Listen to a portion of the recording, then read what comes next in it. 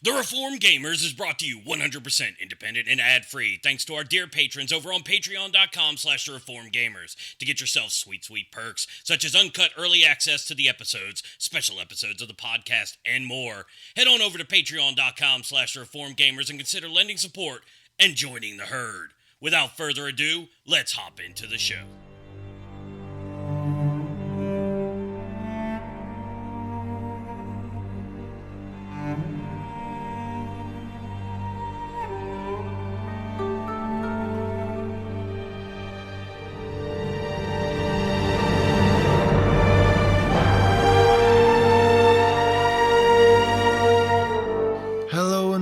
Listeners to episode 178 of the Reformed Gamers. I am your host, Adam. And I am his co-host, Micah. And we're excited to have you guys joining us tonight, and Micah specifically here on the podcast. Micah, there's no reason to, at this point, give you any new introduction other than saying, if this is your first time joining us, normally we would have our dearless leader, Logan Sharp, leading us, but he's got some family in town. So he's unable to join us. So who better to join us than Micah Hendrick, who wrote our article on the Reformed Gamers website on Ghost of Tsushima. And so who is platinum to Ghost of Tsushima and will probably have even a lot more to say than myself on Ghost of Tsushima. And you may hear me say ghost or ghosts. It's kind of been a running joke in the Facebook group and with everything going on that I struggle with not calling it ghosts. Kind of like when we talk about Psalm, when we say Psalms, you know, it's the book of Psalm. So all that to say, thanks for joining us. We've got a fun show, but before we get into it, a little bit of housekeeping. If you are a patron, you know that the merch store has been live. By the time this comes out for all non-patrons, the website's going to be live. So you can find that. We'll put it in the show notes, but we'll also put that. It's in the Facebook group, but it's called Spreadshop. And I think it's spreadshop.com/thereformedgamers. And you'll see some different merch there that you can buy with the Dear Listener logo, the logo with the name. And I was telling Micah before the show, I wanted to save it, but hey, when you go there and check it out, don't miss the customize option when you're looking. There's somewhere, I think it's usually at the top, it'll say like customize. And what it allows you to do is you can take the assets that we have uploaded into the site. So the title, the Reformed Gamers, just the text, the Dear Listener logo or the Dear Listener logo with the blue circle behind it. And you can add those and customize those with any product that's on their site. So say you want a messenger bag, say you want an all black coffee mug, say you want a water bottle canteen, something like that we didn't initially just put on the store. You can find any product that they sell in the store and add that, and even add multiples of the designs together. So the way that I had the logos, I only had the Dear Listener separate from the Reformed Gamers text. But if you customize it, you can put those together on one item. So don't miss out on that customizable option. If you're in the group, you've seen Javier has done a couple different designs. He did the Dear Listener logo like 3 times. I ended up customizing and I created the website. Well, not the website, but the foundational merch. I went in there and I ended up customizing my own options so that it has the Dear Listener logo and the Reformed Gamers on a t-shirt or like a long sleeve shirt. And then I did a coffee mug also. So definitely don't miss that. And patrons who've already bought stuff, thank you. If you're going to end up buying something and you're listening to this, thank you. That goes a long way to supporting the podcast. And we really appreciate that. So a couple other housekeeping things. We've got some new website content over at thereformedgamers.com.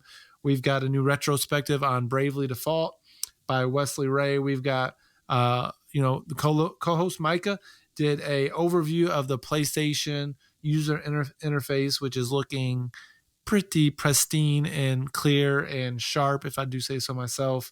So go check out his overview of that.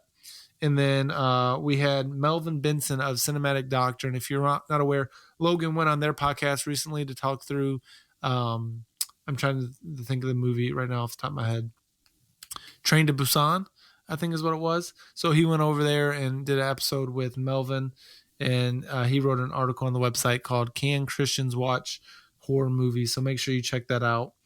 If you're not a part of our Discord, join that. Head over and follow our Twitch, or check out Logan. He does even, I know they kind of go together, the podcast and Logan's Twitch, but his is the Theologian. So the Theologian, check him out on Twitch. You can go check out our Patron. Again, one of the best perks of being a patron was this last 2 weeks where for $1, you got some of those initial perks, but you also got 15% off of our merch store. So go over there and check us out if you want to support us. But if you can't give any money that way, you can check out us on any whatever podcast catcher you use. Rate and review us. Always goes a long way. And then as you guys get your merch, when that comes in, if you want to take a picture of that, post it on your Twitter, your Facebook, tag us in it. We'd love to retweet those, to share those, just for some of the love of getting your Reformed Gamers merch goes a long way. And again, we really appreciate that support. But let's get into the show and talk about all the things that we normally do. And Micah, I'm going to throw it over to you first. And let's talk a little bit about what you have been playing. What are some of the games that you've been diving into? Man, since we've got just under a month here until Next Generation launches, I've been kind of just going back to the well of all my comfort food games, not buying anything new or anything like that. Just kind of checking in with some of these perennials, like Rocket League. If you're friends with me on PSN and ever log in, good chance you might see me playing Rocket League with my buddies. I love this game so much. It's one of my very favorite PS4 games. It's just the replayability, the depth to it is akin to a real sport. And so just getting in and talking trash to the other team and having fun in the competitive ranks and stuff is a lot of fun. I know there's a lot of guys in the Facebook group that play, and they're like, "Yeah, I stink. I'm Platinum 3." I'm like, "Dude, what?" I'm over here struggling with Gold 3 and stuff like that, trying to tread water. But I love Rocket League, man. Have you played that recently at all? I haven't played it. That's a game that I'll play if we've got some different kids / youth in our church that they just got introduced to it really recently. So I'll jump on when I've gone over their house to for dinner time with their family. I've played it with them some, but I haven't jumped on since it's gone free to play. Has that changed it a lot? Yeah, I was just about to say, if you've never played it, it's a great time to jump in with free to play. It hasn't really changed a whole lot. They've added some extra depth for those that do want to buy in with the season pass, which I have. They got some extra challenges there. For those that don't want to pay any money, there's not a whole lot of change. They're not pushing any loot boxes or any sort of trying to get you to spend money. It's still just a good time with some fun cosmetics. So yeah, Rocket League is awesome. Next up, I've been playing Fall Guys. Season 2 is out here recently. I know you play Fall Guys, Adam. I have played it some, but again, I haven't. Here's the biggest thing for my not playing a Fall Guys. There's been a lot of good sports on recently, and I had been playing Fall Guys. When there was no sports, I would be playing some games in bed. But between the World Series and football being back, that's been the biggest detriment to me playing Fall Guys. But I have played the new season. You go ahead and share, and then throw it back to me, and I'll give some of my opinions of season 2. They've got a medieval themed season 2, so you've got a bunch of wizards and knights and orcs and these sorts of things for your costumes that you can unlock. They've got 3 new levels. The funnest which is called Night Fever. It's a race gauntlet style thing, just like many of the other Fall Guys levels. It just has a lot of fun parts to it. Not going to dive into the details of the level, but just a lot of fun there. Some block moving mechanics that they've introduced in some of the other levels that make it fun. And also they've started mixing up the old levels. They've added these alternate versions of the original levels to kind of mix up what you're used to.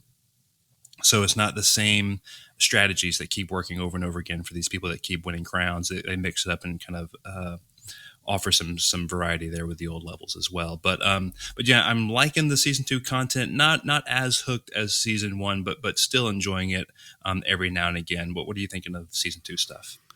Yeah. Again, I've only played probably 10 or so rounds. Well, here's the first thing. Is it me, or did everybody get really good at this game all of a sudden? They did get really good, yeah. Because the first 3 weeks of that game, I was getting to finals like it was my job. The first week and a half, 2 weeks, again, I won like 15 crowns in the first 2 weeks of that game being out. I've won like 2 since. Like, and not only that, I'm going out in rounds like 2 and 3 all the dang time now. Mm-hmm. So it's like people got really good or I got really bad. It's probably a combination of both of those. But that's the biggest thing. I'm like, man, I just keep going out early and early. Like it used to be if you mess up, no big deal. You've got plenty of time. But now if you don't have a clean run on especially some of the original courses, you're probably not getting through. And so that's been quite the adjustment. I feel like you like, okay, if you're winning crowns at this point, you're like legit.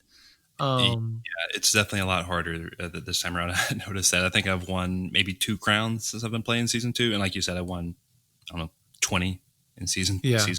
So yeah, and so that's one thing I noticed. The other thing is like I want to play the new content, and they make it almost extremely hard to get to that point. Like I've played of those 10 rounds, I feel like I've played the new content like 4 of the 10 times.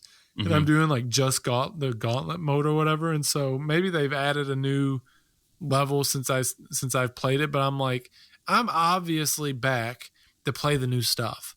Like, how is there not like a dedicated, like, again, if it gets old, that's on me. But if I just want to play the new stuff, like it shouldn't be that difficult. That's probably been the biggest reason I haven't gone back and played it as much is like, if I want to just play season 1 stuff, then I would have been super, continue dedicated to it.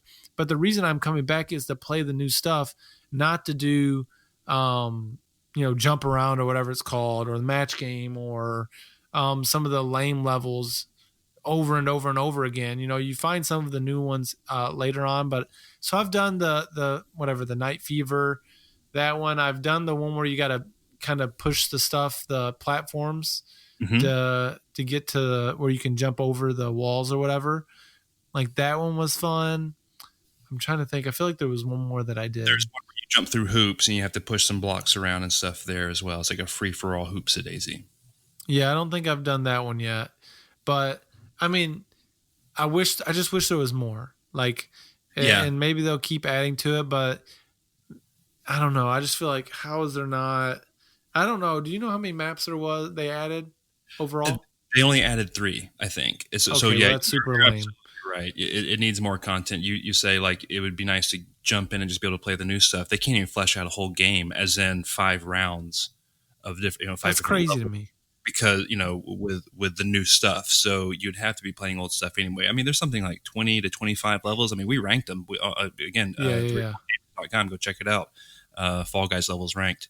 And I'm sure it's a lot harder than I'm giving them credit for to like produce a well-made level that's balanced, that's not broken and stuff like that. But seriously, your new season is only 3 levels. Like that's, when Fortnite has a new season, maybe they should have made the first season longer. I don't know what they should have done, but when Fortnite comes out with a new season, they, at least recently, they really bust out all the stops. They do it now. Again, there's still definitely old stuff that comes over, but there's like legit reasons to come back. I don't feel like they've given enough reason to come back. You're probably right. I think what will probably happen is if you got into season 1, come back in season 4 or 5. There's going to probably be a ton of new stuff that you just like. Oh, they changed this and that. It's going to feel like probably a new game. If they get that far though, man, if the people aren't coming back, I mean. I bet the streaming numbers have dropped. I bet the player count has dropped. I mean, I'm sure it's still a big game, but it's definitely not what it was.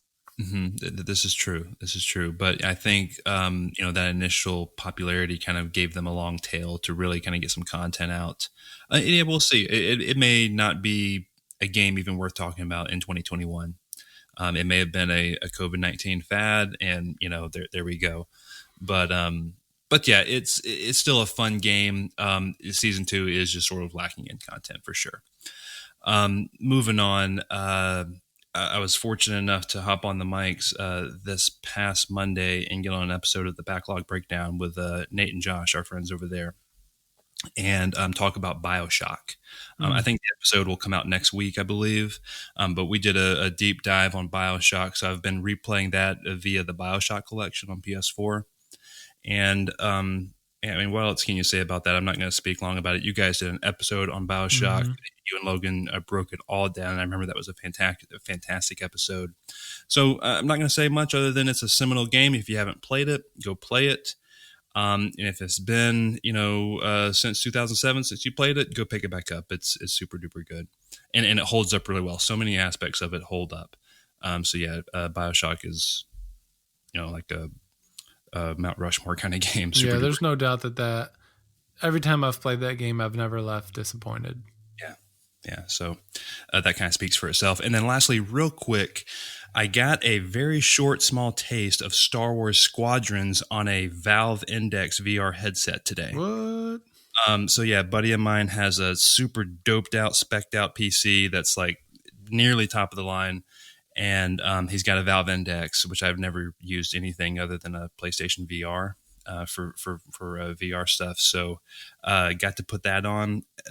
Quick impressions of the Index, super comfortable. I didn't use like the controllers that came with it, just used like a normal Xbox controller. But I was very impressed with the headset, and it was basically kind of what I expected. It's like a higher fidelity and frame rate. I think we were running at 90 hertz or 90 frames an eye, I think is what we were running at, or something like that. And it looked good.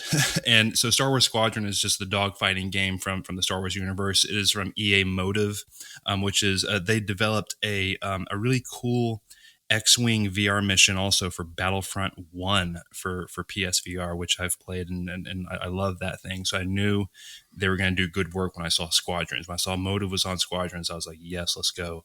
And it's great. It's more of the same. It's just sort of that next step forward.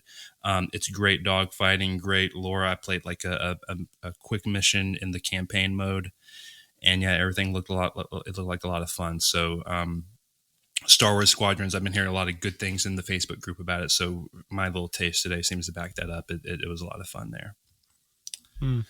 Yeah, I'm excited to see kind of this next wave of VR stuff. I've got rid of my PSVR. I don't have it anymore. And I know we're probably 2 years away from, if there's a next PlayStation VR, maybe not quite 2 years, but at least another year away. But like the Oculus Quest, 1 and 2, that cordless, that seems so much more appealing. Just being able to put it on, you don't got to plug in all the different stuff. You've got some freedom. Like I'm excited. I'm not done with VR. I am for a season, but I'm really excited to see kind of what happens in this next round. And so I've heard that Squadrons is dope in VR. And so I heard the game in general is just pretty good. Overall, it's not like excellent, but people who've played it have had a good time. And so I can only imagine in VR it's even more fun. So, well, let me get into what I've been playing. You're good, right? That's all you got? Yeah, that's it, man. Go ahead. All right. Yeah, like I said in the pre-show, if you're a patron or I haven't been playing a ton, honestly. Like I am so next gen ready. It's ridiculous. Like video games, just again, some of there's a lot of good sports to watch right now. Some of it's just busyness of life with little ones around the house. But the biggest thing is I just don't want to turn my PlayStation 4. I'm like, PS5 will be here soon enough. I've sold most of my games that I've played or haven't played, or I'm not going to get to pay for the ones I'm getting. So it's hard for me to play anything PlayStation 4. Like I will do the occasional game of Fall Guys, but and I'm tempted to jump back into Ghost just because, especially the new DLC because of the episode tonight. But in general, I haven't been playing anything, especially on that. So what that means is the only thing I've really been playing is Super Mario 3D All-Stars. I finished Mario 64. I'm not a completionist. I'm not going to go get 120 stars. I've never actually done that. For as much as I love that game, that's just not, I'm not going to kill myself to try to get some of those impossible stars that just feel like I'm never going to get that. Especially without doing a walkthrough. So I finished Mario 64 and I'm skipping Sunshine because I have played through some of that before. As much as I love Mario, I never actually owned a Wii. So I've played Mario Galaxy, but I've never like played it and finished it. So that's what I went to next. And I'm I'm loving some Mario Galaxy. I'm like, this game is excellent. It looks great. It looks like it was made for the Switch. Honestly, I mean, it looks awesome. I play with a Pro controller, and I've got one of the, like a clip I've talked about on the podcast before. I can't remember what it's called, but basically you put you attach, kind of like you see with a lot of the Xbox xCloud stuff. You basically put the Switch inside the space and it clips onto my Pro controller so that I can use it. So that's the way I've been playing most of it. And it works well. I mean, the way that they've made it where you can reset what would normally have been a Joy-Con, not Joy-Con, but Wiimote sensor. Yeah. The way they've done that, it works well enough for that. It's not been like a distraction. Once you figure it out, it's really not a problem at all. But really, really, really enjoying that game. I think I'm 46 stars in, maybe 40, 47. I think I've got 13 before I can like finish the game or something like that. So I'm getting there on that. Once I finish it, I will. I'll play Sunshine, but I'm not feeling like, because the games are so different. You know, we were talking about some of the collectathon games in the pre-show. I'm not feeling like Mario Burnout. I'm just feeling like, man, Mario 64 is great. Mario Galaxy is great. I'm just really enjoying them. I'm sure by the time I get into Sunshine, I'm going to be like, this game stinks and not finish it, because Logan has confirmed the camera is still jank as all. Now, again, I can deal with the jank camera because 64s can be jank, but that's the reason I quit it on GameCube, is because I was so frustrated by the camera in that game that I didn't finish it. But I'm going to give it a good try and try to get through it. But I'm just loving Galaxy, man. That game is so good. That's awesome. It makes me really want them to come out with Galaxy 2. Like, I hope they do that at some point. Is, maybe they just shock everybody and they're like, hey, we know you want a Galaxy 2. Here's free DLC or something, and it's all of Mario Galaxy 2. That's a big dream. It's probably not going to happen. They're going to want that money because people will pay for it. But just give me some Mario Galaxy 2, because people Galaxy are scooping it up too, aren't they? I'm saying people are scooping up this Mario 3D collection as well, with the timed the timed nature of its release. I think going to March 31st. It's going to be interesting to see how that plays out. I've been following Matt Piscatella is a fantastic follow on Twitter. If you don't follow him, he's the NPD guy. If you don't know, he's the guy that always reports on sales every month for the NPD group, and he's been talking about this game and is it Fire Emblem that was like the original Fire Emblem that was announced today? Isn't that also a timed release? Was that a thing? Yeah. So anyways, he was talking about weird. Like the success of it. He's like, well, what do you know, when something blows up like this and it's a limited time release, what do you think is going to keep happening? you know? And I hate that though. Right. Like I do too. I think that's kind of garbage, especially I get vault stuff. You want to give people a chance to get it, but I don't know. I don't like it. I don't like it. Yeah. It's definitely a Disney Vault kind of situation. And it just kind of, I'm not saying they don't deserve it, but it kind of reeks of that, like, our stuff is so good, you can only touch it every now and again. It's like, no, it's not that good. You know what I'm saying? Yeah. But I feel like Disney and Nintendo are kind of stuck up their own butts that way as far as that goes. But yeah, I don't like the limited release, but you can't argue with the sales and stuff. It's obviously booming. But speaking to the game, Mario Galaxy specifically, I've got a huge gap in my Mario fandom with Sunshine and Galaxy. Well, actually, 64 too. I've just played that more as a kid. I never beat it, but I've never played Sunshine and I've never played Galaxy. Come on, and I know I need to. Says the guy that just said he has never finished Sunshine or Galaxy. I'm giving you come on, man. Well, it's just I never had I did have a Wii, but I didn't have a GameCube for Sunshine, so kind of a legit excuse for that one. But yeah, I would like to get this, but I don't want to pay full price for it, so I don't know. You better get it now before it.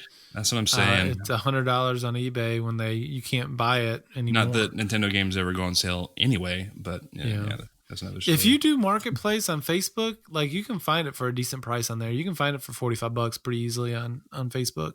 Mm-hmm. Yeah, that's not here. True. Yeah. Well, let's transition to talking about a little bit of what we've been reading.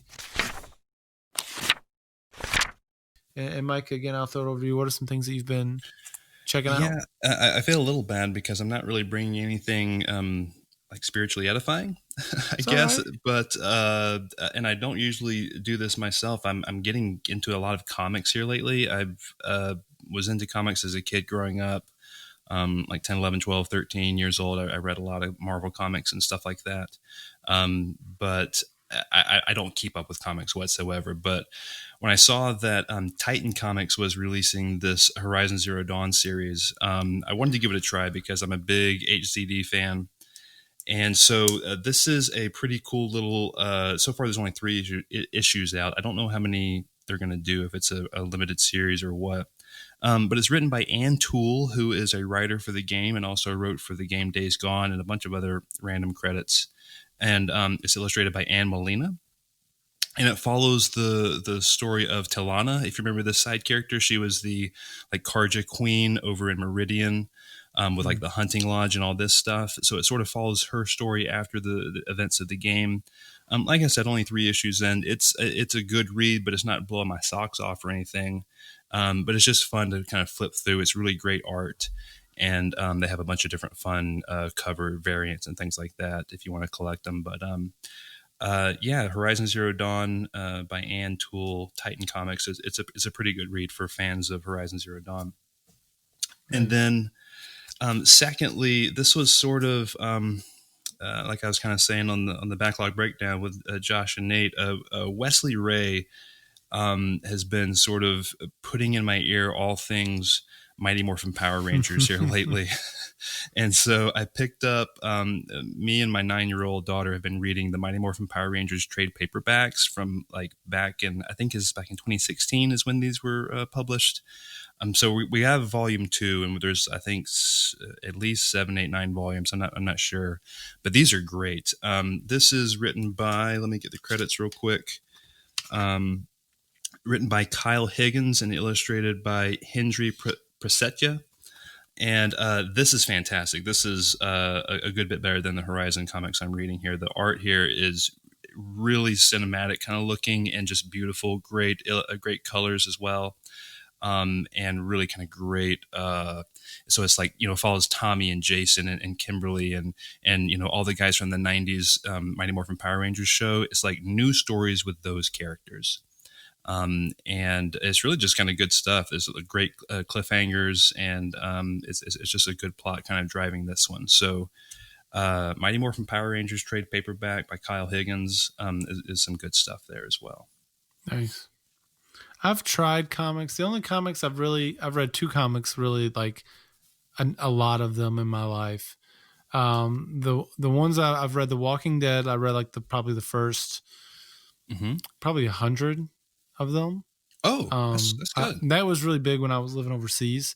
Yeah. I had those digitally, and I read a lot of the Walking Dead. Maybe not quite 100, but it was right around that, which I really enjoyed.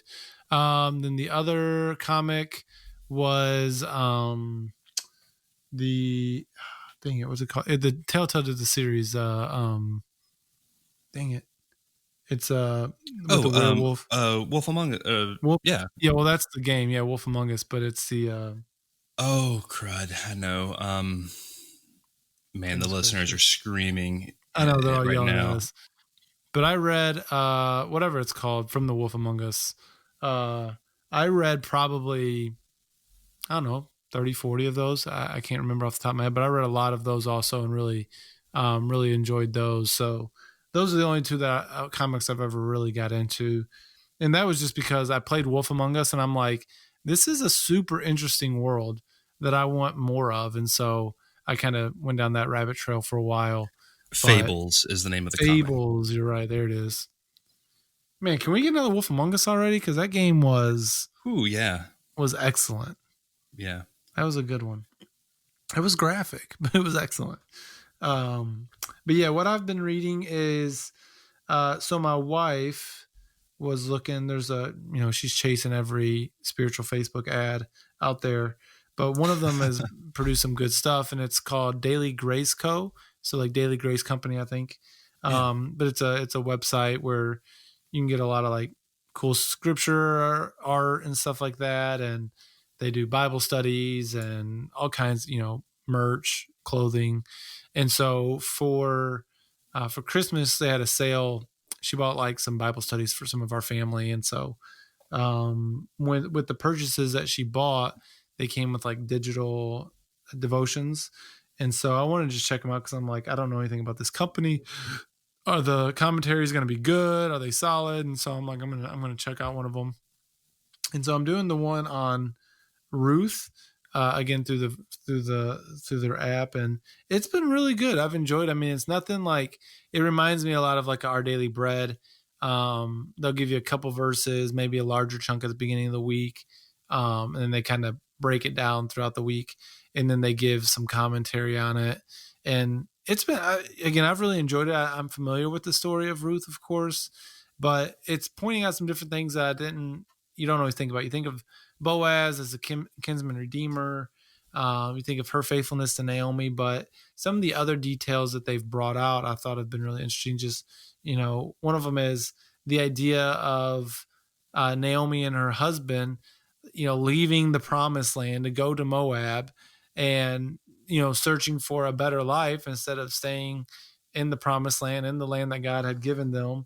And as a result, a lot of tragedy coming behind, upon them. I don't know if that's exactly why, but that is a part of the story, is, applying that to our lives, is when we step out of the place that God has for us, we make ourselves vulnerable to challenges, devastation, destruction, when we're not staying close to God and where he has us. So that was a fun point that came out.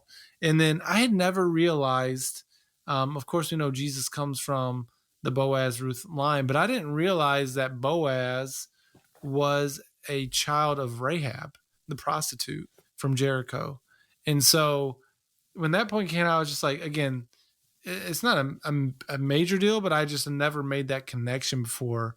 I was like, wow, like we see this character Boaz who came from this character in Jericho that helped save the people of Israel, or, well, I guess helped in the destruction of Jericho, not as much saving the people, but just super, some of those little interesting points that have been coming out of this Bible study have been really good. Looking at, again, there's a lot of the different themes of God's faithfulness, looking at Ruth's faithfulness to Naomi, the man that Boaz is, the upstanding man that he is. And so, I've really enjoyed, I think it's like a 3 or 4 week, maybe a 3-week study. I'm in, 1.5, weeks into it. So they mix in some scripture memory. They do some like different questions. You can kind of see other people's responses if you do them within the app. So it's kind of cool seeing how other people are reading it and are being affected by it. So it's definitely, now there's no such thing as maybe there is. Devos are written to certain crowds. I wouldn't say that this one is, like this isn't like a women's Bible study, but I think more ladies do use the app and stuff because of how kind of trendy it is and how the art styles and stuff like that. But I think the content has been really good so far with the one I've been doing in Ruth. So yeah, well, that's a neat little nugget. I don't think I realized that about Boaz and Rahab even. So yeah, that's really neat stuff. Yeah. So that's a little bit of what we've been reading. Now, before we get into our topic of the show, just a reminder, if you haven't done that yet, or if you get a moment, if you want to go over to iTunes and rate and review us, we love that, especially if you're enjoying what you're hearing. Again, that's just a great way to support the show. And I mean, it's crazy. The more that I think about where the podcast has been, again, we're on episode, 178. We're 22. Yeah. Next year, we're going to hit, 200 episodes. That is kind of crazy. I mean, we're in the middle of 6.5 years now, coming up on 7 in like February, I think. So it's even further than that. It's kind of crazy how long and what God has done in the podcast. And so, yeah, and there's been many a days where we're like, all right, are we going to do this? Like, is the podcast coming to an end? And then it doesn't, we just can't give it up. And so we're thankful for that. But it's kind of wild to think of how far we've come as a podcast. Yeah, even just speaking personally, kind of knowing kind of when I got into the podcast and sort of how it's come over the years, and then obviously, becoming part of it and, writing for the website and stuff. it's truly a blessing from the Lord how He's using it as a ministry and everything else. And just everything He's doing through Logan's life and your life and everything else, and just the community is really neat to see. And yeah, it's obviously cool. Yeah, I kind of, when I saw they did this, I think on Kind of Funny Games Daily, they kind of did a matchups of all of the pairings of hosts.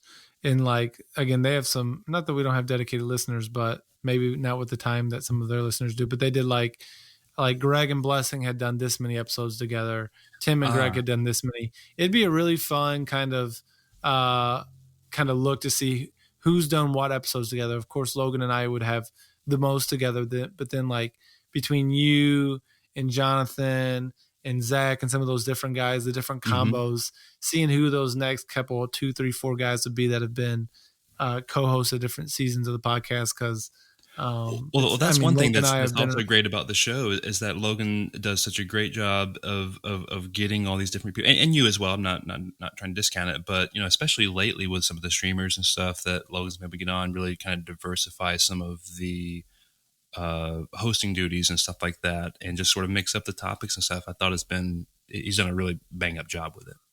Yeah, this is a rabbit trail that we're taking, but I'm going to stick with it. There's no doubt that Logan's the steamboat. He's the steam engine. He keeps us going. A lot of times I'm just I'm one of the back carts, just kind of, I'm along for the ride.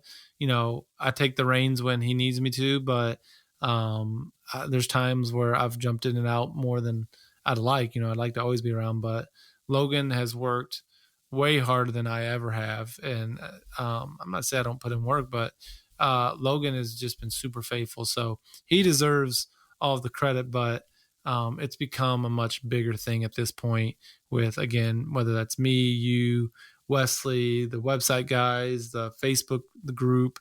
I mean, there's a lot of pieces that go to it, but there's no doubt. Yeah. I think mostly, everybody would recognize the leadership that Logan has given over it and the effort that he has put into. I mean, even when you think of Twitch stuff. So Logan, whenever you listen to this, we appreciate you. And we're glad that on nights when you can't record, we got guys who are ready and willing to step in and fill in like Micah. So no worries, brother. Enjoy the family. And we'll see you next episode.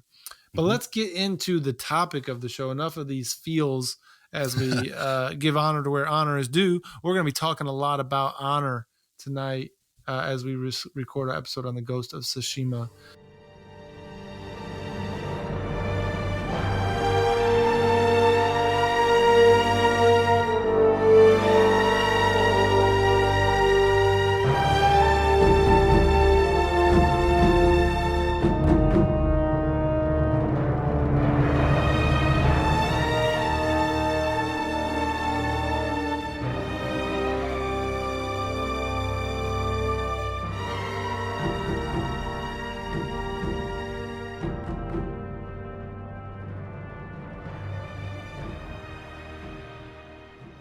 So before we get into the non-spoiler review and then we get into the spoiler review, just want to give a little bit of a breakdown of the development as we do on these individual game episodes, just to talk a little bit about the production of it. So Ghost of Tsushima was developed by Sucker Punch, so if you're familiar with Sucker Punch, they've made some of the games like Infamous, and Infamous First Light was the most recent game outside of Ghost that they had made. So after Infamous First Light, the team wanted to develop another open world project where the game player choices were important to the gameplay. And so they started looking around what some of those different options were. And so the team came up with numerous internal pitches into the fantasy of becoming a samurai during conceptualization. So before they decided on samurai, they were looking at some other themes such as pirates, Scottish outlaw, Rob Roy McGregor, or the Three Musketeers, but they kept coming back to feudal Japan and telling a story of a samurai warrior. And so that would later turn out to a semi-historical account of the Mongol invasion of Tsushima in 1274. Let me go through here and see. I don't want to read just all of this word for word. So yeah, you see a lot of things that this was taken from. Seven Samurai, the Kurosawa films. Like, so if you've played the game, you can turn on Kurosawa mode, which is a really cool way. And you can tell us a little bit of how much you played in that. And then other films such as Sanjura, which I don't even know what that is, but apparently it was another Japanese samurai movie. So they really went as well as they could to keep it historical, but again, also taking some liberties there. In December of 2015, Sony executive Scott Rhodey revealed that Sucker Punch's new project was in early development, and he added the game was, quote, fun to play. Good breakdown, buddy. On June 23rd, 2020, it was announced that the game had gone gold and was later released. And so that's just a little bit. Again, I could have read a lot more about it, but that's just a brief background about the game's development. But I want to throw it over to you again, Micah. This is going to be the non-spoiler part of the review. Mm-hmm. Let's talk just a little bit about some things that we can without ruining too much. Talk about gameplay, the environment, the art style, some of those things. So as you think of Ghost of Tsushima, give us a little bit of a review of some of those different aspects. Yeah, when I think of Ghost of Tsushima, I immediately think about the island of Tsushima and just the locales you visit and the art style, the environments. So I guess I'll bark up that tree first. What really makes it great is that the entire island, it's big enough to explore open world style and feel like it's vast, but it's small enough to where it does feel like an island. You know, I can ride my horse from the East Coast to the West Coast, and it doesn't take forever. But it has all the diversity of mainland Japan kind of stuffed into this one island. So everywhere you go, there's just like around every corner, there's like a vibrant, beautiful scene to behold. The art is absolutely stunning. It's all breathing with this wind that flows through every nook and cranny of Tsushima. The wind is constantly blowing, and it's even a game mechanic that you can take advantage of. You swipe up on the touchpad, and the wind will blow in whatever direction you want to go into. So you open up your map. You say, well, I've got a main objective here. I'm going to mark it, point main objective. So you go out to the game, do your wind, and it will be blowing that direction. If you want to put your cursor on like just a question mark, I don't know what this is. Maybe it's a small little collectible or what have you. Maybe it's a side mission.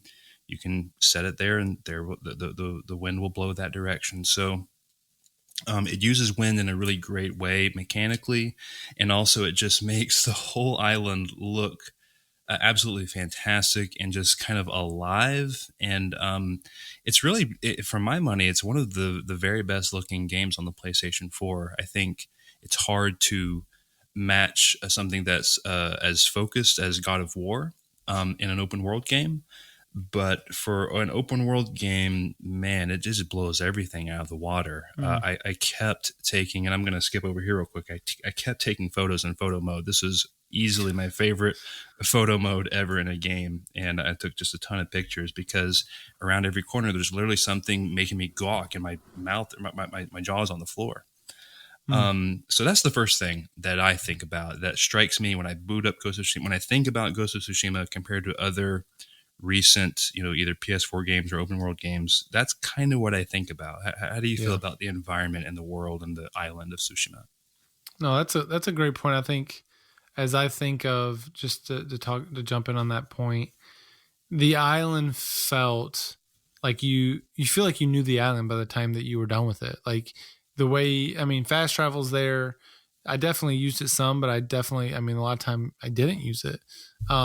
But it felt like, okay, I'm starting to get to know this island as you begin to, take down the different strongholds, as you begin to, liberate the islands. Yeah. You feel like you're actually freeing the different parts of the island. The invasion, the story, again, we'll get into that more, but it does feel like, because of the way they have scouts all over the place, the way that they have these encampments all over the place, it really does feel like, there's communities the island has lived in, and that it has truly been taken over.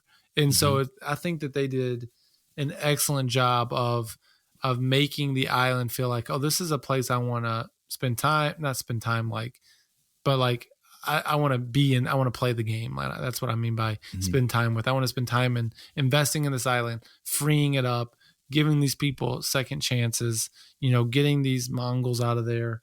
And so the island, I mean, it looks great. And then when you're up in the mountains and you're looking, and you're like, again, there's no map. I mean, there's a map. There's no like HUD. There's no waypoints. Right. Like you've got the wind that's telling you. Very clear. But if I go up high, I can look off and I say, oh, there's smoke over there. There's something there. There's not just like, random smokestacks coming out. If I follow that smoke, I'm going to find potentially an encampment or a stronghold or something that I need to either talk to some people and get some side missions or defeat these enemies so that has been more liberated. And so I think they do an awesome job with the way that they've developed the island. So, I mean, again, when you think about that, that goes along with the side quest stuff, the haikus. I was just about to say, let's go into the exploration there.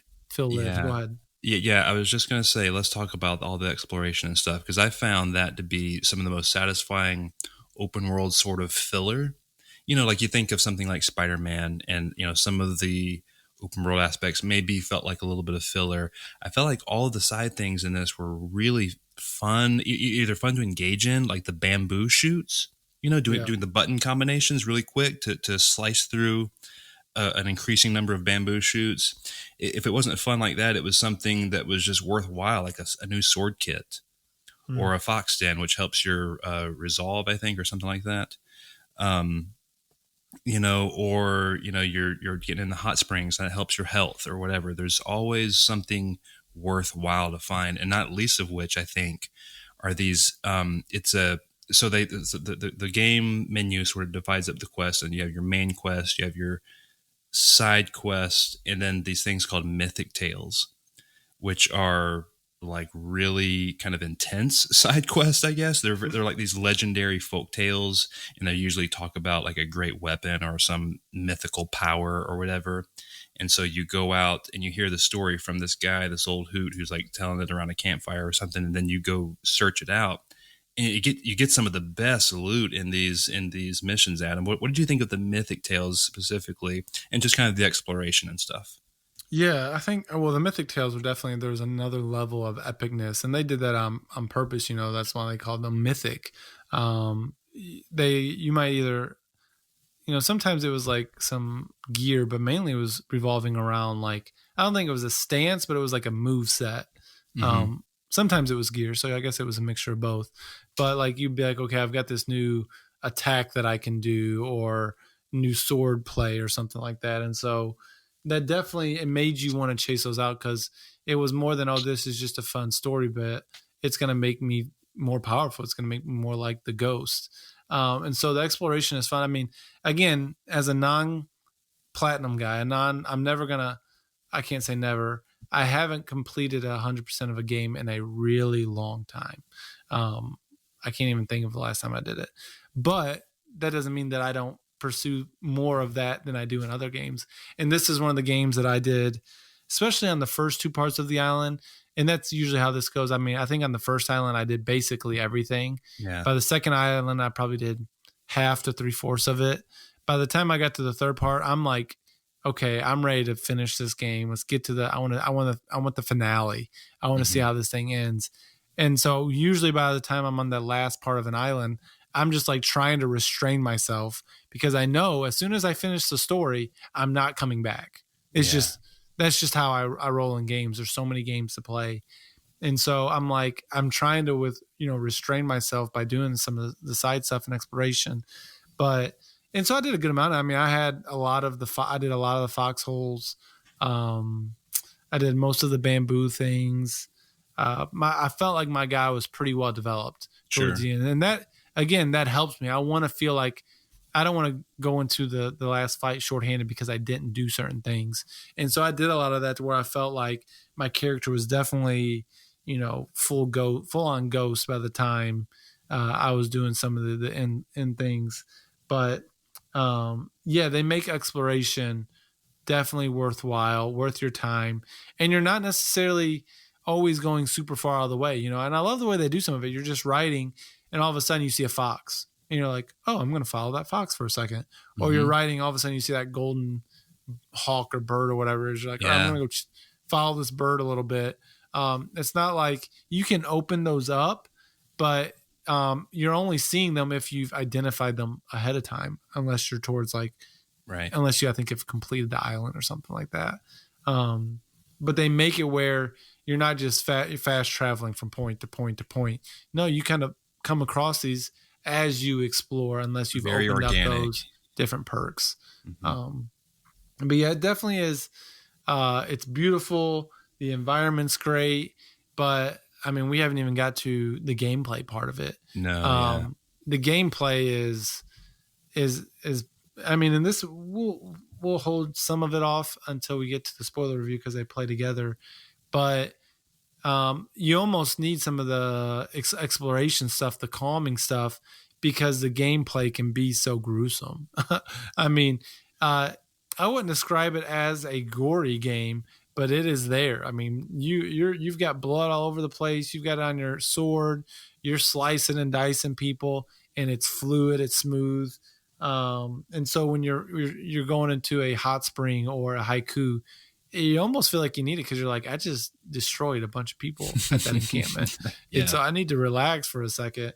But the gameplay is awesome. I mean, the way that they do duels, or I guess it's not duel. Well, they have duels, but what is it, showdowns? Is that what they call them? Yeah, I'm actually not remembering. It might be duels, maybe it is showdowns. Well, you've got showdowns is when you like approach a group of people and you're like, hey, let's fight.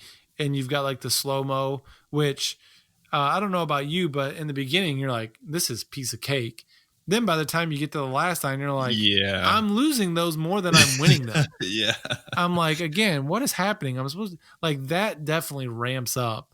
And like, you're almost super, I mean, there's a couple times like, I'm really needing to win this because my health is down. I'm out of the little orbs, whatever they're called. Like, I really need to get some of that back by winning this. And so, and I'm losing them left and right.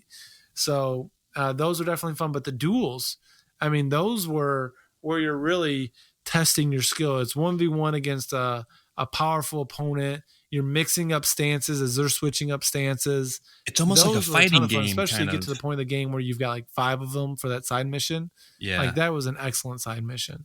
Yeah. Those one-on-one duels are almost like a fighting game, almost, as far as that one-on-one nature, kind of, sort of. But those were fantastic. The combat in general, and I'm going to focus on the 4 stances. So there's stone stance, water stance, wind, and moon. And they all have, like the stone stance is good against swordsmen. The water stance is good against, those with shields, I believe, and things like that. And so you really, with the touch of the D-pad, you swap dynamically between these 4 stances once you unlock them all. And boy, it really, once you get if you're in a enemy camp and you've got all the enemy types around and like dogs and everything else, like you really need to take advantage of all the stances if you want to succeed, unless you're just insanely good. So there's those stances. There's lots of just extra weapons you can use. There's kunai you can throw, of course, bow and arrow. There's basically virtually like a plasma grenade, like a sticky bomb kind of grenade thing that's really OP. It's just very approachable and satisfying combat. It's not like Sekiro where you're going to be dominated.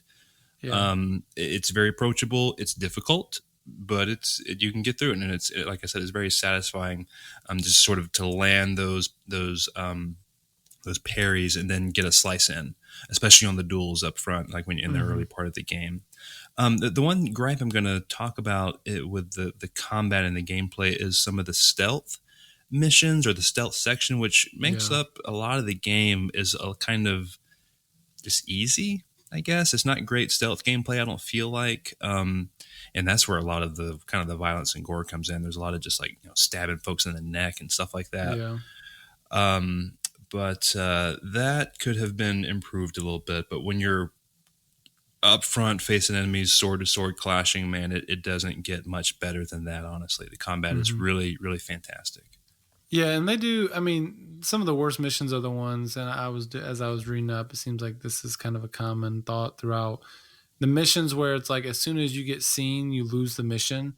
Like those Hmm. ones were pretty brutal. I hated those where it's like again because and there's a degree where you could kind of run through a lot of even those missions because you might be able to get um, to a hiding spot. They may see you pretty clearly, but if it doesn't fill up their bar before you can get to a hiding spot, you're like, all right, not a big deal, which again doesn't make a ton of sense. But uh, yeah, the gameplay is definitely not perfect, but I mean, it's real good. It's real good. Yeah. Um, and so let's transition now again to the spoiler review because I think we can begin to unpack a little bit more of some of what we're talking about. So again, if you haven't played the game and you care about any spoilers, you may want to turn it off now. But here is saying it's worth playing. So if you haven't played and you're worrying, what do we think? Go play it. It's an excellent game. I mean, one of the best games of the year. Yeah. We just don't want to spoil it for you because it's that good. But we're going to go into some spoiler stuff.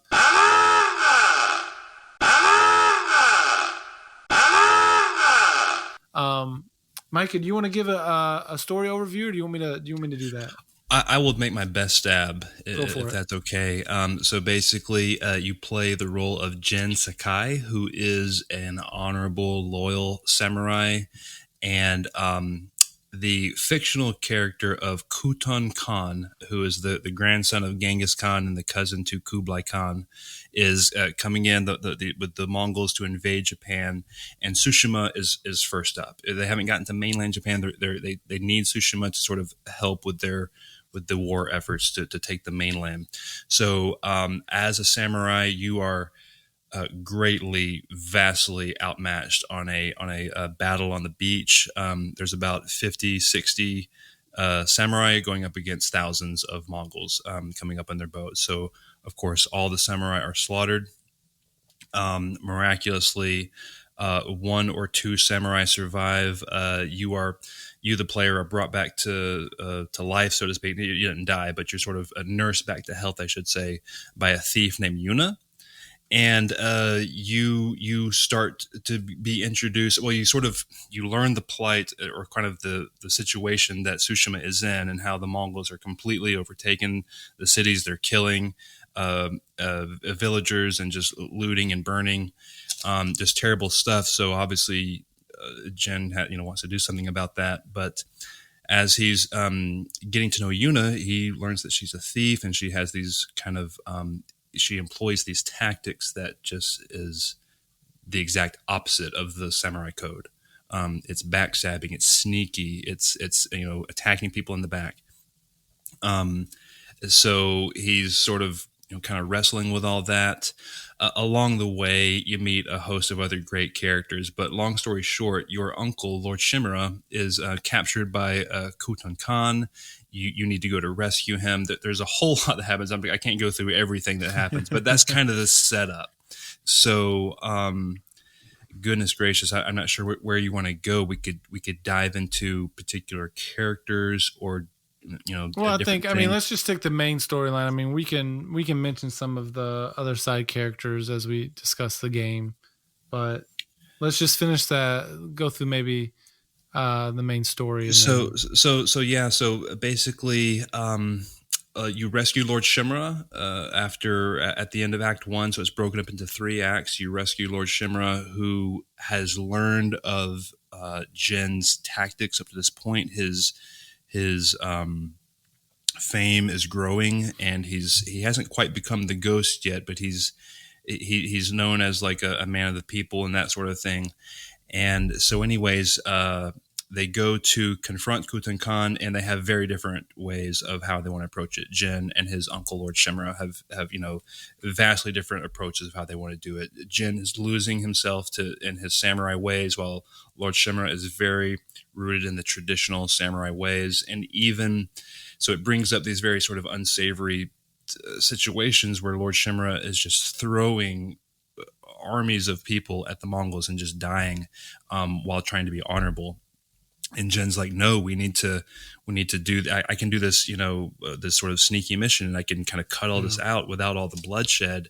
And so it all culminates in this one battle where he gets this poison. He learns how to make this particular poison from a friend, and he goes and poisons the whole Mongol camp, or at least this one major camp, I should say, and takes them out. And they all start vomiting up their blood, and they all die. And so that works in the moment. Lord Shimmer comes in, and at this point, they're just that's it. They have to split ways. They can't resolve their differences. Lord Shimmer, who raised Jin as a young boy, his father had died. He raised him as his own. Felt betrayed, and to the samurai, this is some of the ultimate. That's the ultimate betrayal. Jin as a samurai, it would be an honor to die on the battlefield for your lord, and to go, not only to not do that, but to go against him and to sort of spit in his face is this whole drama going between Jin and his uncle. So good grief, let's skip ahead again. It's a long game. Long story short, you eventually kill Khotun Khan.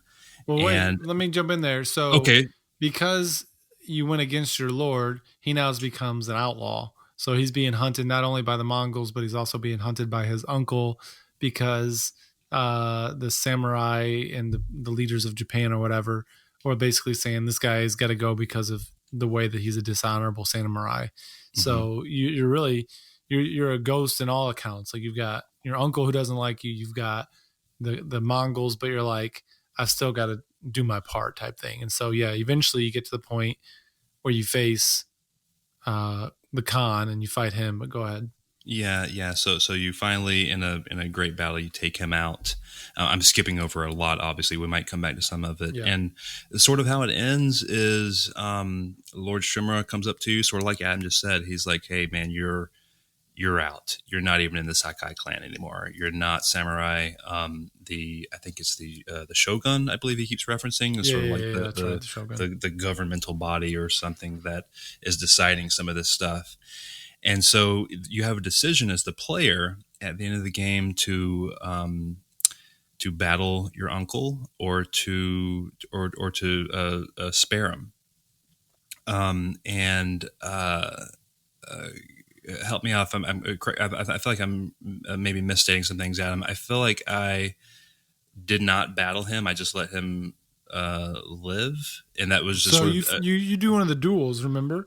So you have a duel like you would duel some of the other people throughout the game, and now again you're pretty overpowered at that point, so it's not a very hard duel like some of the other people. So you kind of take out your uncle pretty easily, and so he's defeated. And you're making the choice at that point of, he says, do the honorable thing and that's right, kill me. And then, so you can kill him and do the honorable thing, or you can do the ghost dishonorable thing and let him live because he's your uncle. And I knew that didn't feel right. Okay. Yeah. So I actually didn't kill him. I wanted him to think about what he had done. So you're a better man than me. So I'm like, I regretted it. So I went back and I didn't play it again, but I watched it. And so the first time I did it, I killed him because I'm like, well, I'm going to be honorable now. But then I was thinking about it, I'm like, I just played this entire game being a dishonorable samurai, and I'm going to be the honorable guy now. Like, why would I do that? Like, if I wanted to be consistent, I probably should have. So I wish I would have let him live and just kind of been like, I was dishonorable before. Remember, I think he even says something about that in the dialogue towards the end. He's like, you remember, I'm a ghost, I'm dishonorable, or something like that. And so that's the path I wish I would have taken. And so in my memory, that's the one that I think of, is I didn't kill him, but it's definitely an emotional scene there at the end. Oh, absolutely. Trying to figure out what decision. Yeah, because there's a great just acting job by the actor that plays Lord Shimura. He really, because he, like I said, he raised you as his own son. This hurts him deeply, and there's great performances delivered by really all the cast, but Lord Shimura, Jin, and Yuna specifically all give like 10 out of 10 performances. And you can tell it's tearing him up. It's ruined him. How this has all gone down. So yeah, it's a very poignant sort of decision there at the end. It makes me wonder what canonical ending they will go forward with if they make a Ghost of Tsushima 2. Because that was one of the reasons I didn't kill him, is because I wanted to see how he reacted to that. I wanted to hear him say more stuff. So I wonder if they would go with that ending or the one where you kill his uncle. But yeah, very, very good overall main story. I don't know if you want to go ahead and go into some of the side stuff, Adam. Yeah, but I mean, just a couple of things. Of, I mean, just to be thinking about. So again, we mentioned them earlier. You've got your mythic tales, but you've also got these the tales of Tsushima, and so these are a lot of the side quests that they feel bigger than side quests. I mean, you don't technically have to do them. I don't think. I think there's some that maybe you have to do to get to the point where the story is going to progress. But you do some for Yuna, for Lady Masako, Ishikawa. And so some of those are definitely just as good, if not even better than the main story. I mean, yeah, the story of Ishikawa and so he was an archer, and he trained up a lady called Tomoye, and she's like turning on him, but you find out through all of the things that she didn't really turn on him, or she did, but she was trying to right her wrongs. I don't remember exactly how it went, but like those side stories were just as excellent for the most part as the main story. And so, but yeah, I mean, let's just talk in general. What do we think of the story? And then maybe we'll go into looking at, the way they deal with honor within the samurai, or revenge of Lady Masako, or even family stuff. Yeah, I'm trying to figure out where to go here. Real quick, as far as like sort of the side characters, Lady Masako, she was her entire family was slaughtered, so she was sort of the sole survivor, and she was sort of going through a lot of mourning. Ishikawa dealing with loss of his disciple, I guess you could call her, in Tomoe.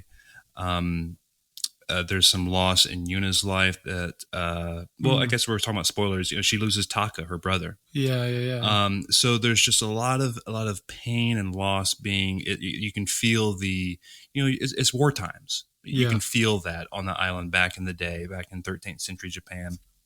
You can feel it's a very serious game. There's only one truly lighthearted character in the form of Kenji, who is the sake seller or whatever, and that's it. Everything else is so serious, and that's fine. That's good. It's what it needs. So you're just dealing with a lot of loss and a lot of just very just impactful moments in these characters' lives. And so, we were talking about Jen specifically. He's kind of, like I said, like we talked about up front, he's sort of losing himself and losing his code, and realizing it's like, yeah, I want to be honorable and loyal, but I also want to help people who can't help themselves. That's one of the things he tells his uncle, is like, I want to help, the people who can't do that for themselves, and who can't speak for themselves and fight for themselves. And he definitely becomes that. So there's just, there's just a host of different sort of themes you could look at. Family is a huge one. There's a great side story with, I think her name is Yuriko, who is like the house servant of Clan Sakai.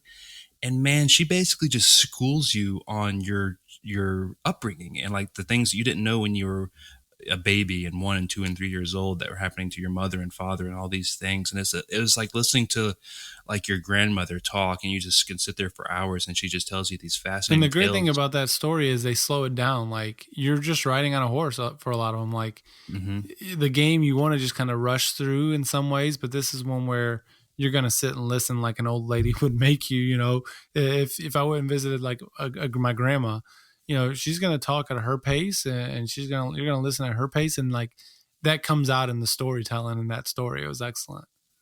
There's sort of some themes of kind of classes. So one of your good friends, Jen's good friends, is a character named Ryuzo, who is the head of the Ronins, and you grew up together. But he kind of didn't like you, or sort of was jealous of you because you were in Clan Sakai and he was just sort of this nobody.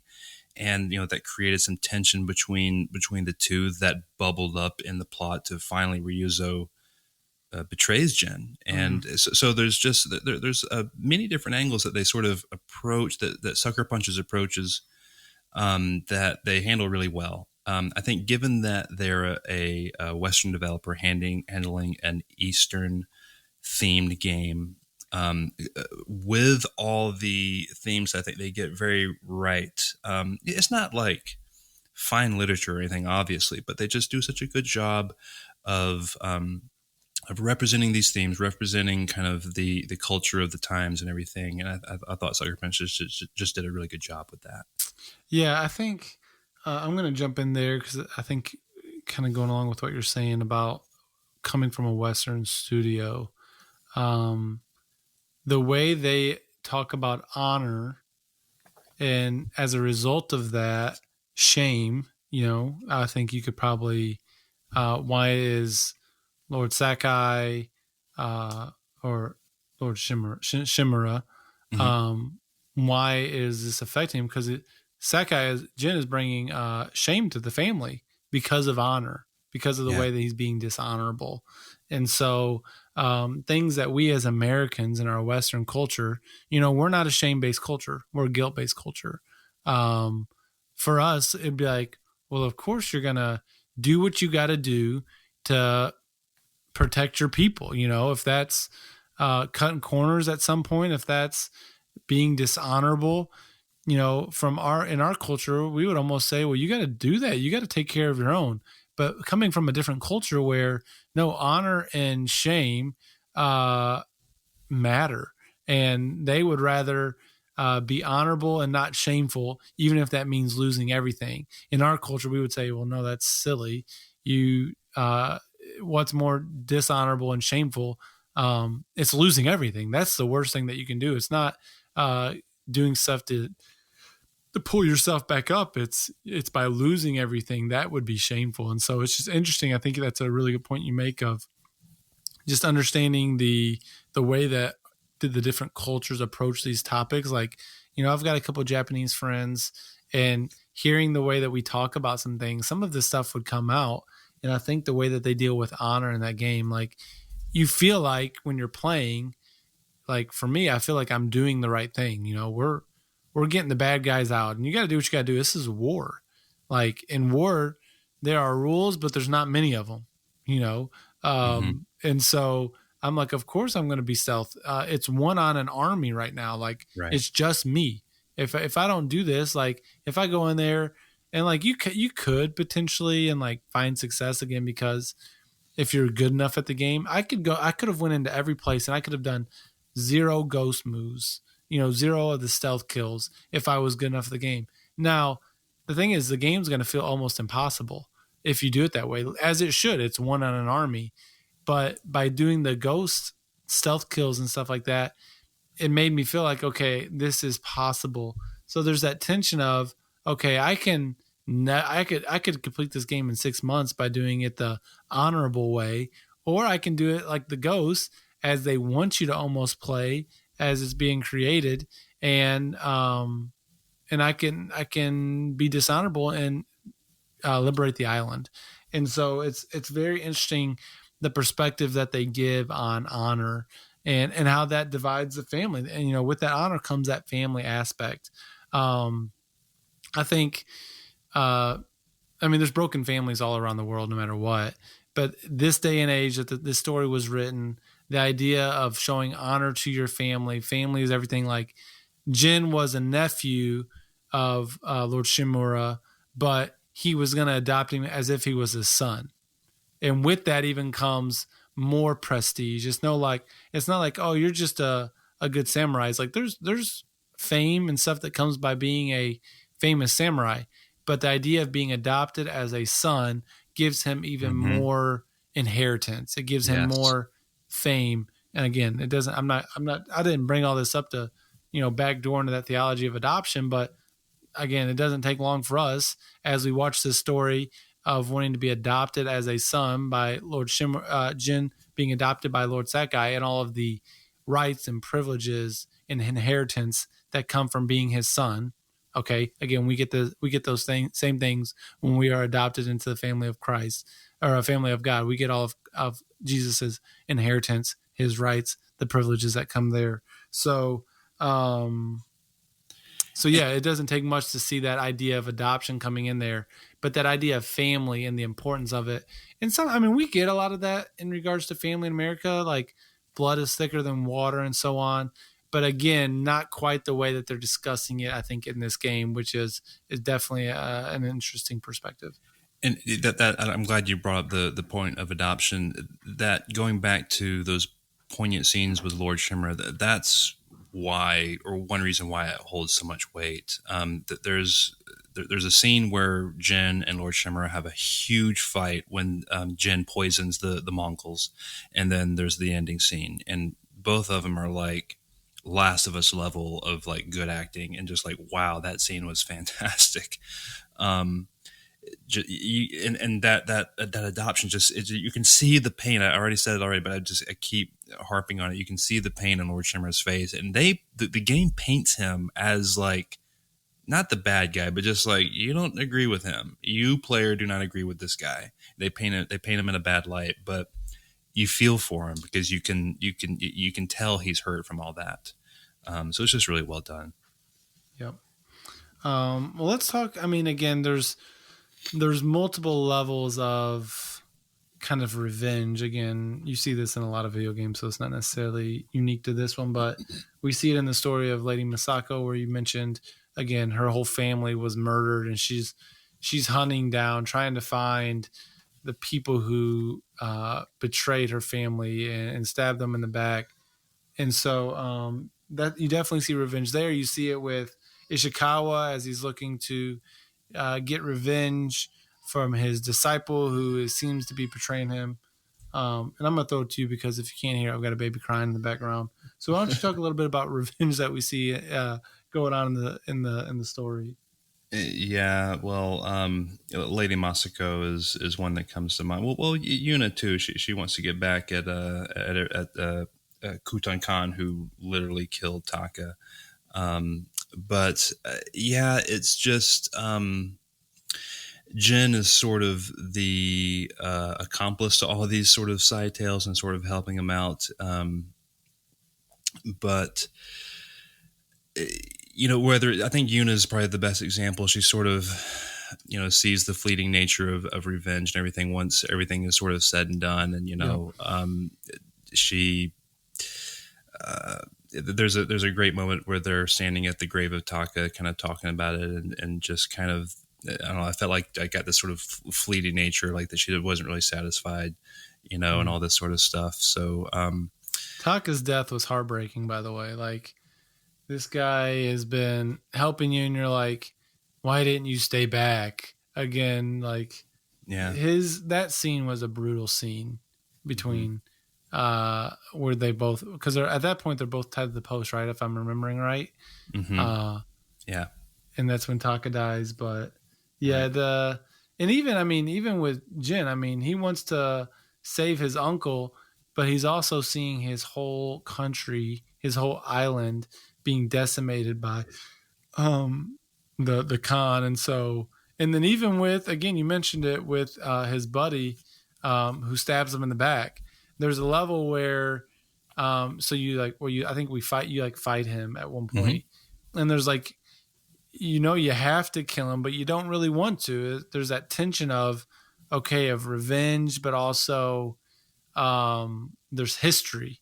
There's history, especially in that relationship, that makes it challenging, and everything's just, it's more complicated than you find out and than as it seems on the front end.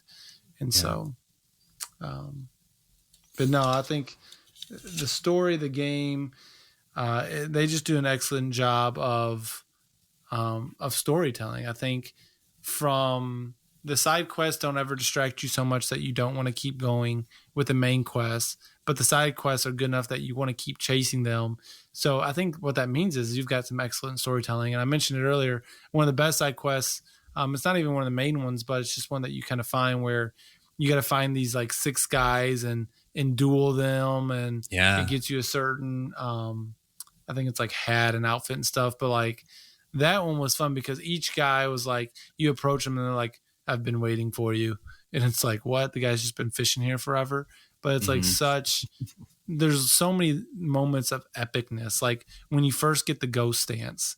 Oh, like, dude. I was I wrote that down and like put stars around it because I wanted to ask you, was that not the most like BA moment in the game? Well, the thing is, so when I was ahead of Logan, and then Logan, of course, being Logan, passes me up as he's running through this game and still getting the platinum. He's like, dude, when you get the ghost stance, and I'm like, I hadn't got there yet, or I'm like, so I don't even know if I responded or I acted like I got it. And then when I actually got it, I was like, oh man, like so epic. You're just like, come here. Yeah.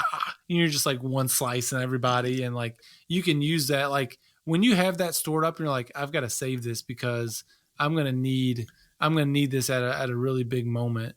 And then when you flip that switch and they're all like trying to run from you because they know it's about to get real. For those who haven't played it every time, I just want to explain it real quick. So it's like the middle of Act 2. You're in this huge battle. It's a pretty big moment in the game, and you're kind of finishing up this encampment or whatever, wherever you're at, and this like big hulking general comes out, and basically I can't remember if you fight him first or kind of get him weak. I think you do, but then you just take his head off right in front of all of his like guards and stuff.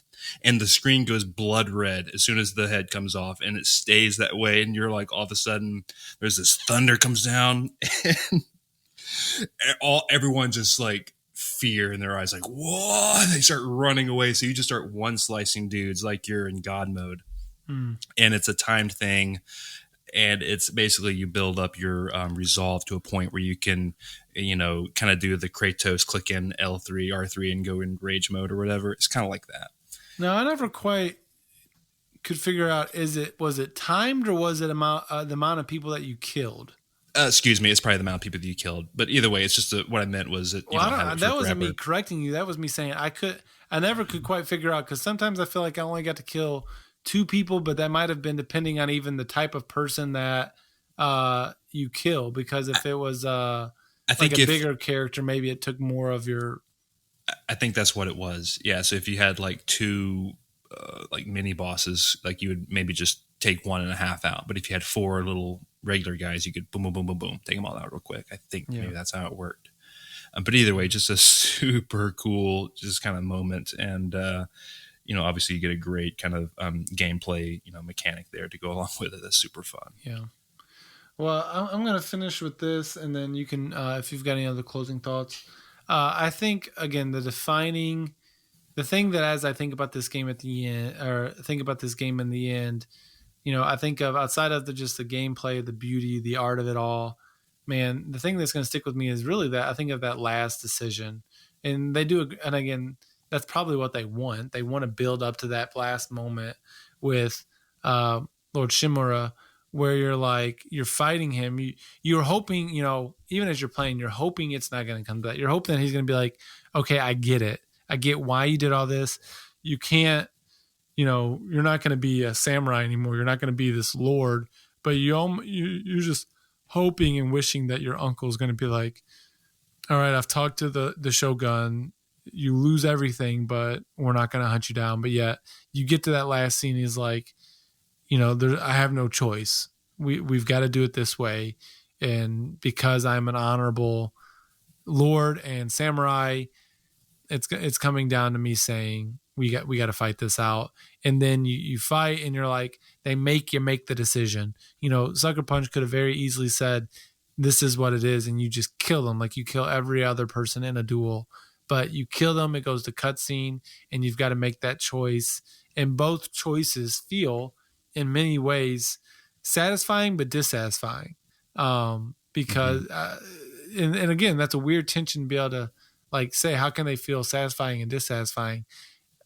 I don't know. They just do great storytelling where it's like, okay, I understand all of these things it's complex, and life is complex, very few things in life are clear cut, where you just exactly know this is what I'm supposed to be doing. Now, again, we know some of those things according to the Bible, things that are clear cut, things that aren't gray, but a lot of decisions we make in life can go multiple ways. And so even that last one of like, okay, what direction am I going to go? It is very complex because you want to honor your uncle, but you also don't want to kill him. And so again, that's been the tension of the whole game is I want to honor my uncle and be his son and the samurai, but at the same time, I want all of my people saved. I want to bring liberation and freedom to our country, to our island, and doing one doesn't get to the other. So I'm going to have to sacrifice either my people or my honor. And that tension is felt all throughout the game. So I love this game. It's a must play. It's the cherry on top of a great generation of PlayStation exclusive games. If you're listening this far and for some reason you haven't played it, play it on your PS4. If you're getting next gen, play it with backwards compatibility. It's a must play if you are, if you're into open world action games, especially if you're a PlayStation fanboy. It's one of the best out there. Yeah, I'll echo all of that. As you and Logan sort of talked about in the top games of the generation, I've got Spider-Man and God of War as my number one, number two. I think this is number three as my as my favorite PlayStation 4 game. I think it narrowly edges out Horizon Zero Dawn for me personally. And I think one of the reasons why is going back to my very first point of the island of Tsushima. When a game can make you feel in that place so well, I just got done talking about BioShock a little bit. You feel like you're in rapture when you're in that game. You feel like you're on the island of Tsushima when you're playing Ghost of Tsushima. There's just everything about the world building and the art and the environment up front does such a fantastic job of putting you in that place and making you feel like Jen, like an awesome stealthy samurai guy. So yeah, I can't say enough good things about Sucker Punch's latest game. It's easily their best game. And it's easily one of PlayStation 4's best games. So yeah, absolutely give it a shot if you haven't played it yet. And real quick note, just real fast, we didn't touch on this at all. Yeah. I got to dabble in the new Legends multiplayer mode over the past couple of days. While I've only played I've sat down with it twice, I think 2 sessions. It's great. It's great. Absolutely get in that as well. It's got a great progression system. It's really fun. I've only just maybe an hour or 2 into it, but that's also good. So just another reason to jump back in if you own it already, and another reason to buy it if you don't own it yet. Yeah, I was going to bring that up when you were done because I was like, just to at least let it be known, like we're not intentionally not discussing it. We just haven't really got into it much and enough. And honestly, this whole podcast episode is making me want to play it. So maybe I will break my PlayStation 4 fast. Dude, let me know. Fast to play it. I'll get up on some online with you. There's 2-player and 4-player stuff. So yeah. Yeah, I definitely want to get in and see kind of, because is there anything that you have to do before you can join up with somebody, or can you do it basically right away? Nope. I think the only problem would be kind of like, just like you would if you were playing Diablo. It's like I'm already level 10 and you're starting level 1 kind of thing. Like I don't know how it would pair well. Okay. Exactly. I'm not exactly sure about that, but the stuff that I played was very worthwhile. It's challenging too. It's a good challenge. Yeah. I definitely want to check it out. And so I was actually thinking before we record, I was like, maybe we just need to play Legends and we'll just talk about the game record as we play, over it. Yeah. That may be too challenging for all parties involved. Yeah. To have a good discussion, especially if it's to the level of challenge. But who knows? Maybe me and Micah will do a stream or something together soon, or record some gameplay or something. But that'd be fun. Be on the lookout for it. Potentially, no promises. But all right, well. If you got any thoughts about Ghost of Tsushima, make sure you let us know. Either tweet at us, leave us a comment, shoot us a message. We'd love to talk more about this game. Hopefully you guys have had a similar experience and let us know maybe what decision you made at the end of the game and how you felt about making it. I think that's those are always fun things to discuss when you're making those decisions. But at the end of every episode, we want to make sure we take the time to thank our dear patrons. You love me. You really love me. Who have supported us. Some of you guys, I mean, Mike could be one of them for such a long time, helping make the podcast possible. So I'm just going to read through a list of those names. And again, you can support us at many different levels, $1, $5, I think maybe $15 are the 3 tiers. And so if you're able, great. If you're not, no problem. Thanks for listening. But the patrons are Alex Castellanos, Andre Swan, Ashley Cronenbitter, Caleb Schmidt, Christopher Commander, Colin Gregory, David Matthews, David B., Derek Smith, Jake Walker, James Barker, Josh Broccolo, Kokora Daki, Mark Frome, Matthew White Chocolate McDougal, Melvin Benson V, Mr. Micah over here on the mic, Michael Toller, Nate McKeever, Retro Rewind Podcast, Sam White, Sam Kalunga, Third Strongest Mole. I don't ever remember that one. Maybe that's a new one. That's a great one, though. The Weatherman Keith. Again, I think we did get a couple new ones with the merch store. So if you guys are the new ones, thanks for supporting us. Welcome and, aboard. Of course, Wesley Ray, longtime supporter. Thank you guys all so much for supporting us over at Patron, patreon.com. It really does mean a lot to us. Every time I talk to people about the podcast, I'm like, we got people that support us every month to do our podcast. And my friends are always like, what? I'm like, I know. Like, people give money to hear me talk about video games. It's wild. So we really do appreciate you guys. But before we finish this show, something we always like to do is we want to end with a couple recos of some different things. If you have the means, I highly recommend picking one up. So, Micah, why don't you throw a reco out to us? Yeah, I think I've brought up Star Wars Rebels in the past on the show, the animated Star Wars cartoon from, I guess, a handful of years back now. But me and my wife are trying to get ready for Mandalorian Season 2. And there is, so I'm speaking to the Star Wars fan that I used to be about 6-7 months ago. Watch Star Wars: The Clone Wars. That's my official reco, is Clone Wars, and watch Star Wars Rebels if you have time. You probably don't have time before Season 2 of Mandalorian, but if you don't watch those cartoons, you're going to be a little bit confused about what's going on in The Mandalorian. That Dave Filoni is the showrunner for all 3 of those shows, and he is building his own little nook in Star Wars universe and carving out some really great stories. I'm not going to get into spoilers or anything for what might be in The Mandalorian, but there are some characters that are in Clone Wars and in Rebels that are going to show up in The Mandalorian. And they're very good stories. They're very good characters. So I'm getting caught up on all that stuff. There's like 7 seasons of Clone Wars, so we're in season 5 right now. It's very, very good. So check out Star Wars Clone Wars, the animated series from like 2007 or 8 or wherever it was. I don't know how long ago it was. I've been tempted to get into Clone Wars multiple times. I probably just need to. I don't think my wife would watch it with me, but if I could find moments to get in, I think I would enjoy it.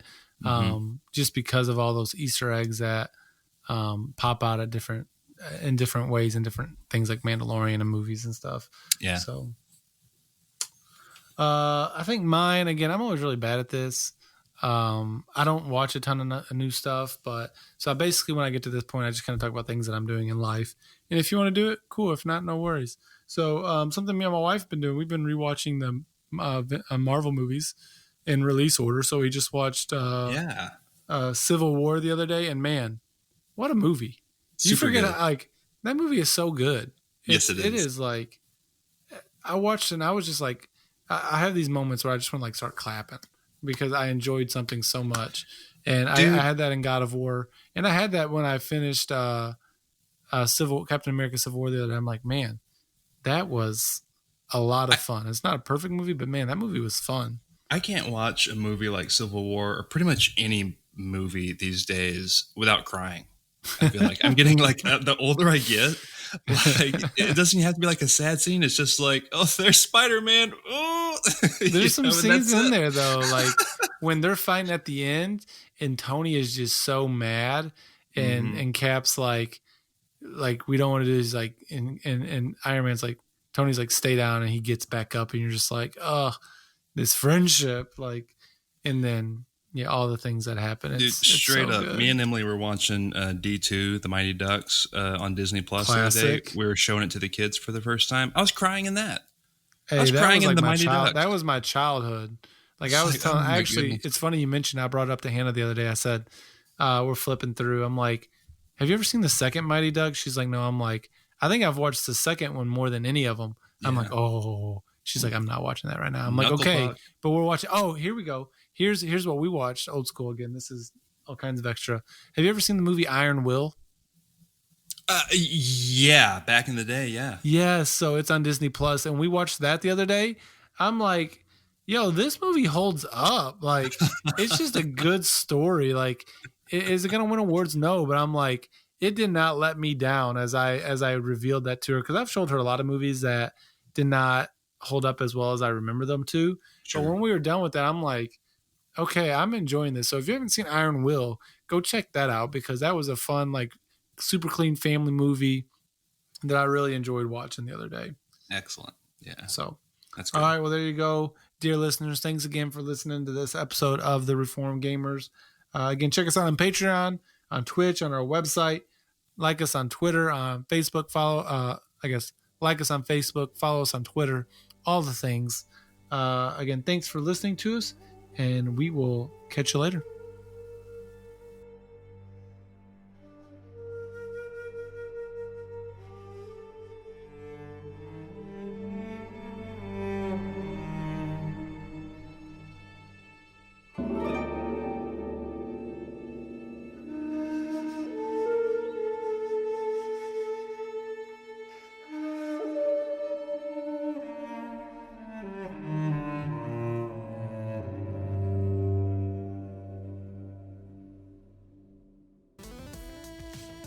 Thanks for tuning in to this episode of The Reformed Gamers, the podcast all about theology and gaming.